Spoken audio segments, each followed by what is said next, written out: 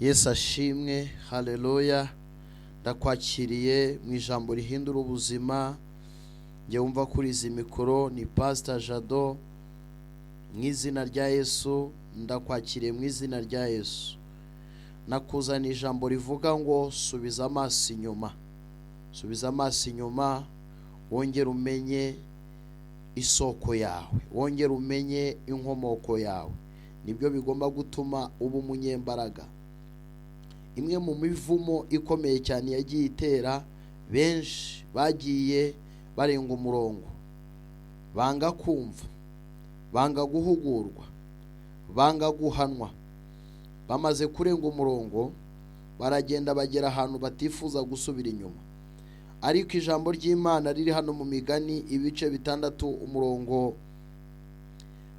wa 6, ibice 6 umurongo wa 20, haravuga ngo mwana wanjye komeza ibyo so yagutegetse kandi we kurekura ibyo nyoko yakwigishije.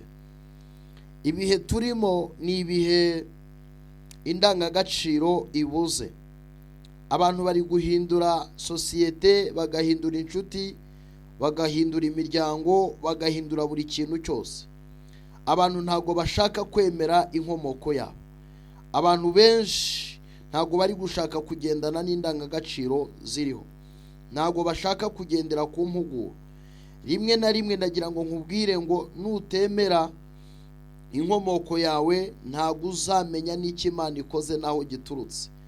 Abantu benshi, isi iri mu gihe gikomeye. Umubyeyi arakora akarera umwana, agahasoringa, akagira hamugira umugabo, yamara kumugira umugabo umwana yakura, yahindukira yareba se ntabone ubutwari, ntabone ubunyangamugayo. Abana b'iyi minsi, iyi ni message yanyu. Kandi namwe mwakuze mukaba mumaze kuba abagabo, mukaba mumaze kuba ibikomerezwa. Uyu mwanya ukaba ufite igipangu, ukaba ufite imodoka 3, mama wawe na papa wawe inzu yenda kubahirimiraho. Ndagira ngo nkubwire ngo ntago uri mu mugisha, uri mu muvumo.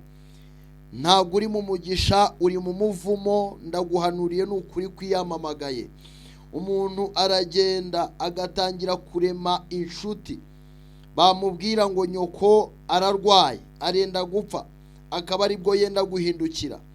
Ubuzima uyu munsi Imana yaduhaye bufite aho bukomoka, bufite abantu Imana yanyuzemo. Abo ngabo baragenda batugira abangabo uyu munsi turibo. Nimba ushaka kubaha Imana, nimba ushaka gukunda Imana, manzi ugende ukunde nyoko na so, ububahe ubumvire. Iyo ni imwe mu migisha ikomeye cyane. Kandi n'abatabafite mugira indangagaciro zo kubaha ababaruta, mugira indangagaciro zo guha agaciro ababagize abo ngabo. Hari abarezwe, hari abakuriye mu biganza by'ababareze uyu munsi bababona nk'indorerwamo z'ababyeyi. Uriya muntu yaguhaye imbaraga ze kugira ngo mu gihe gikwiriye uzamwiture ineza yakugiriye. Mubiriho byose ubaha so na nyoko. Uyu ni Salomo. Ni amagambo yabwirwaga, ni amagambo yarari mu bwenge bukomeye cyane. Haravuga ngo mwana wanjye komeza icyo so yagutegetse kandi wemere rekosikene mano destika, we kureka icyo nyoko yakwigishije. Ndabinginze mwongere mugaruke ku isoko, mwongere mumenye agaciro k'ababyeyi, mwongere mumenye agaciro k'amavuta yabagize abo muri bo uyu munsi. Niki ukwiriye gukora kugira ngo uyu munsi ubuzima bwawe buhinduke, ubuzima bwawe bugendere mu murongo mwiza? Nuko ukwiriye gutangira guhagarika iyo myumvire ipfuye, wumva ngo njyewe hari icyo wakagombye. Oya, nta mpamvu n'imwe ikwiriye guhagarika kugendera ku mahame ya so wakubyaye. Nta mpamvu n'imwe ikwiriye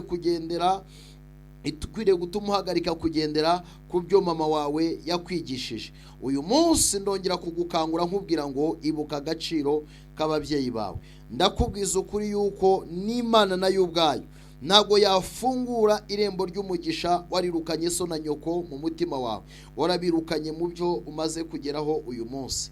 Ndakwinginza aho uri hose, ndaguhamagara, ndakwandikira uru rwandiko rukubwira ngo umugisha uyu munsi Imana iguha nuko ugomba kumanza kumenya aho wavuye. Umuntu utazi yava ntago ashobora kumenya iyo ajya. Imana iduhana umugisha. Wowe wabaye ikigwaro ukibagirwa so na nyoko, wihane wongere ugaruke mu murongo mwiza wo kumvira so na nyoko, kuko iyo niyo soko y'umugisha. Aho ngaho nimba yaranapfuye akaba afite amagambo yakubwiye akiriho, uyu munsi ukaba warateshutse ntuyagendereho, menya ngo rwose uri kure y'imyizerere y'ijambo ry'Imana.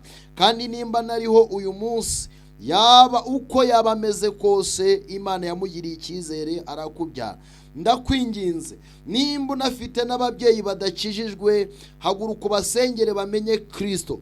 Kandi nimba uzi neza yuko ubanye nabo, ongera ubahe kandi ntukumve ko ubahaye umunsi umwe undi, oya, bahe urukundo kuko nabo ntibakurambiwe. Abo ngabo warabanyariye, abo ngabo baraguhetse, bagiye bihanganira amajoro wararagurira. Ndongera kukwibutsa urukundo rw'ababyeyi bawe. Imana nayo iravuze ngo emera wiye gutekaza icyo so yagutegetse. Birashoboka. Nimba uzi neza ko uzi Imana, ukwiriye kumenya urukundo rwa so na mama wawe. Murakoze cyane. Imana ibaha umugisha. Ryari ijambo ry'umunsi, ryari ijambo rihindura ubuzima. Murakoze. Yesu abaha umugisha. Mwe muri kumwe na Pastor Jado. Shalom shalom.